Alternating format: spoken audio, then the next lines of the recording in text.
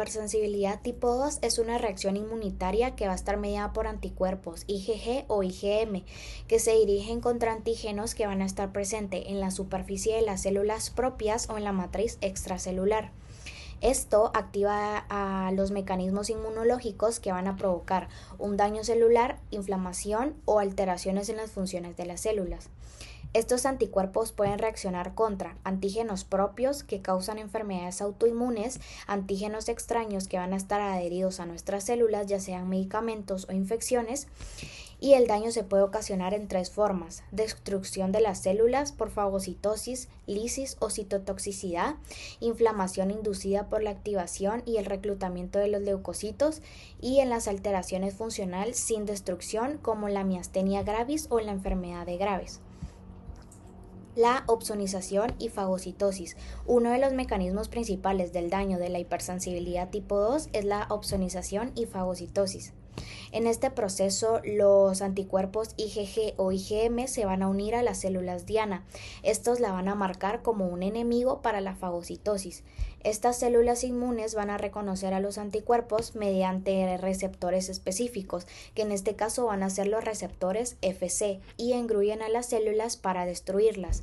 Además, estos anticuerpos pueden activar el sistema de complemento, lo que va a producir proteínas como C3b, que activan la opsonización, y la C5a, que atraen neutrófilos y provocan inflamación. En algunos casos, el complemento forma el complejo de ataque de la membrana, que perfora a la membrana celular y provoca la lisis osmótica. Este mecanismo implica el daño en enfermedades como anemia hemolítica autoinmune, púrpura trombocitopenia inmunitaria y la enfermedad hemolítica del recién nacido. Muy buenas tardes, yo les voy a hablar sobre la inflamación y disfunción celular. La inflamación es una respuesta biológica esencial del organismo ante una lesión, infección o irritación. Tiene como objetivo eliminar el agente agresor, contener el daño y permitir la reparación de los tejidos. Esta se clasifica en aguda y crónica. En la inflamación aguda se activan células inmunitarias como neutrófilos y macrófagos, que liberan mediadores químicos como histamina, prostaglandinas y citoquinas. Estos provocan los signos cardinales que conocemos como rubor, calor, tumor, dolor y pérdida de la función. Por otro lado, la inflamación crónica se caracteriza por la persistencia del estímulo nocivo, lo que conduce a la infiltración de linfocitos, activación de macrófagos y fibrosis. Esta forma de inflamación es común en enfermedades como la artritis reumatoide, periodontitis crónica, enfermedades autoinmunes y procesos neoplásicos, por mencionar algunos. Mientras que con la difusión celular, esta se refiere a la alteración de procesos fisiológicos normales de la célula, que puede deberse a múltiples causas como por ejemplo hipoxia, toxinas, infecciones, desequilibrio de nutrientes o estrés oxidativo. Esta disfunción puede manifestarse de diferentes maneras, como la alteración de síntesis de proteínas, daño mitocondrial, pérdida de la hemostasia del calcio y acumulación de radicales libres.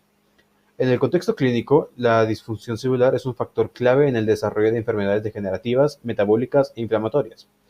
Por ejemplo, en condiciones como la diabetes mellitus, las células presentan resistencia a la insulina, lo cual desencadena en una cascada de alteraciones metabólicas que afectan a múltiples órganos. Pero concluyendo, tanto la inflamación como la disfunción celular son procesos interconectados que desempeñan un papel crucial en la aparición y evolución de enfermedades. Comprender estos mecanismos no solo es esencial para el diagnóstico clínico, sino también para el desarrollo de estrategias terapéuticas más eficaces. Muchas gracias. La hipersensibilidad mediada por inmunocomplejos se caracteriza por la presencia de complejos antígeno-anticuerpo, los cuales producen inflamación en los tejidos a los cuales se adhieren y pues terminan ocasionando lo que es un daño tisular. Esta reacción patológica inicia con la unión de un antígeno y de un anticuerpo. Esta unión suele darse en lo que es la circulación y pues es común que se unan a las paredes vasculares. Y aunque es menos común, también pueden unirse de manera directa sobre el tejido que se encuentra afectado por el antígeno. En cuanto a los antígenos, pues estas son aquellas sustancias que el sistema inmunitario va a reconocer como desconocidas. Estos antígenos entonces pueden ser de carácter exógeno o endógeno. Al ser exógenos pueden ser productos del microorganismo infeccioso o proteínas contenidas en inyecciones. Y cuando son endógenos, entonces pueden ser sustancias o productos de nuestro propio organismo que el sistema inmunitario va a reconocer como desconocido. Y es acá entonces donde se desencadenan lo que son las enfermedades autoinmunitarias. Y pues las enfermedades que se producen por la hipersensibilidad mediada por inmunocomplejos, pues se caracterizan porque suelen afectar lo que son las articulaciones, los vasos sanguíneos y también los riñones. Por esto es que se les asocia también con padecimientos como la glomerulonefritis y la artritis. Ahora yo les voy a hablar sobre la enfermedad por inmunocomplejo sistémica. No sé si han escuchado sobre la enfermedad del suero, pero este es el ejemplo clásico sobre esta enfermedad. Antiguamente las personas tratadas con sueros de animales como el suero de caballo para la difteria contraían esta enfermedad. Hoy en día es rara, pero pueden aparecer cuando las personas reciben anticuerpos de otras personas o animales. Aún así siguen siendo útiles para entender las enfermedades por inmunocomplejos. La patogenia de estas enfermedades puede dividirse en 3 fases principales. Primero tenemos la formación de inmunocomplejos. Después de que un antígeno proteico extraño entra en el cuerpo, el sistema inmunológico se activa y produce anticuerpos específicos. Después estos anticuerpos se unen al antígeno formando complejos antígeno-anticuerpo. El tamaño y la solubilidad de estos complejos puede afectar su grado de nocividad.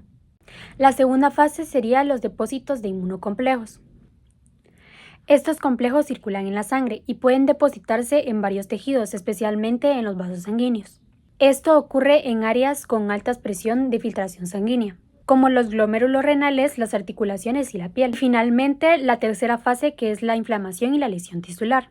Estos inmunocomplejos depositados desencadenan una respuesta inflamatoria aguda, típicamente unos 10 días después de la exposición al antígeno. Se pueden observar síntomas como fiebre, urticaria, dolor articular, inflamación de los ganglios linfáticos y proteínas en la orina, lo que indica daño renal. La inflamación es impulsada por el sistema del complemento, que amplifica el daño tisular al atraer células inflamatorias. En la fase aguda, los componentes del complemento se encuentran en el sitio de la lesión y sus niveles séricos, especialmente el C3, disminuyen debido al consumo sistémico. Esto hace que el C3 sea un marcador útil para la actividad de la enfermedad. La enfermedad aguda del suero causada por una gran exposición al antígeno. El daño generalmente se resuelve con el tiempo. Con la exposición continua o repetida se puede desarrollar una forma crónica. Bueno, yo voy a hablar sobre la enfermedad de inmunocomplejos y la hipersensibilidad mediada por los linfocitos T. Aquí llega el sistema inmunológico que forma complejos de antígenos con anticuerpos que normalmente deberían de ser eliminados del cuerpo. Cuando esto no se elimina bien, los complejos se depositan en el tejido, así como los vasos sanguíneos, las articulaciones, los riñones, y esto activa el complemento y causa una respuesta inflamatoria grave o intensa que termina dañando el tejido. Ahora hablemos de la hipersensibilidad mediada por los linfocitos T. Esto es diferente, así como lo dice el nombre, esta no involucra anticuerpos sino linfocitos T. Y también es llamada hipersensibilidad tardía. ¿Por qué? Porque esta puede aparecerse horas o días después del contacto con el antígeno. Los linfocitos T son los que liberan las citocinas y son los que activan otras células del sistema inmune, lo que genera la inflamación local o daño tisular. Un ejemplo que puede dar con este tema es la dermatitis por contacto con el níquel o el rechazo de un trasplante. Bueno, ahora para dar la conclusión, cerrar el tema, podemos ver y sabemos que aunque ambos mecanismos surgen del sistema inmune, uno usa inmunocomplejos y el otro linfocitos T, pero eso sí, ambos pueden causar enfermedades si no se controlan bien. Muy buenas tardes o días, bueno, es mañana, sería que días en este caso. Mi nombre es Dimar Giovanni León Pacheco y vengo a hablarle acerca de lo que sería la inflamación mediada por linfocitos TCD4+, también conocida como hipersensibilidad tipo 4. Este tipo de inflamación es una respuesta inmunitaria celular. ¿Qué quiere decirnos esto de que sea una respuesta inmunitaria celular? Que básicamente no depende de anticuerpos, sino que en este caso, como su nombre lo indica, depende de los linfocitos TCD4+, especialmente del subtipo que sería TH1. Y funciona de la siguiente manera, que es básicamente cuando el organismo detecta un antígeno, como puede ocurrir con bacterias intracelulares o materiales extraños, estos linfocitos TCD4 los reconocen a través de células presentadoras de antígenos y se activan, y una vez activados, liberan citoquinas, liberan citoquinas como por ejemplo podría ser el interferón gamma, o interleucinas 2 y factor de necrosis tumoral alfa, que a su vez activan a los macrófagos, que los macrófagos básicamente se van a encargar de todo. Este proceso genera una respuesta inflamatoria localizada, que suele aparecer entre 24 y 72 horas después de la exposición. Por eso también se le llama respuesta hipersensible tardía. ¿Qué quiere decirnos que sea tardía? Que básicamente, como su nombre indica, como mencioné anteriormente, pues se activa después de cierto tiempo, no se activa en el momento exacto, como si quieren decir de esa manera, no se activa en el momento justo en el que entró al cuerpo. Eh, en odontología, este tipo de respuesta está presentada en lesiones periapicales y crónicas, como por ejemplo también podrían ser granulomas, reacciones negativas a ciertos materiales dentales. También puede estar implicado en procesos inflamatorios de larga duración, como por ejemplo podría ser la pulpitis crónica, que básicamente es una infección en la pulpa, en pocas palabras. Esto sería todo por mi parte, muchas gracias. Los linfocitos T citotóxicos, también conocidos como CD8 o CTL, son células esenciales en nuestra defensa inmunitaria. Su función principal es eliminar las células que representan una amenaza, como las que están infectadas por virus, las células tumorales o las células de un injerto trasplantado. Estas células anormales presentan antígenos en la superficie de los CTL, los reconocen y actúan. El linfocito T citotóxico se une a la célula diana y la destruye. Sin embargo, este mecanismo tan potente también puede tener efectos negativos. Por ejemplo, en enfermedades autoinmunes como la diabetes tipo 1, los CTL actúan en células del propio cuerpo. Además, en el rechazo de injertos, los CTL detectan como extrañas las células del órgano trasplantado y contribuyen a su destrucción. En el caso de una infección viral como la hepatitis, los CTL identifican a las células infectadas gracias a los péptidos virales que se presentan en las moléculas. Este complejo es reconocido por el receptor T del linfocito CD8, lo que desencadena la destrucción de la célula infectada. Aunque esto puede ayudar a eliminar el virus, también puede causar daño tisular. En los tumores, los antígenos tumorales se expresan en la superficie de las células cancerosas. Los CTL ayudan en la respuesta inmunitaria destruyendo estas células transformadas.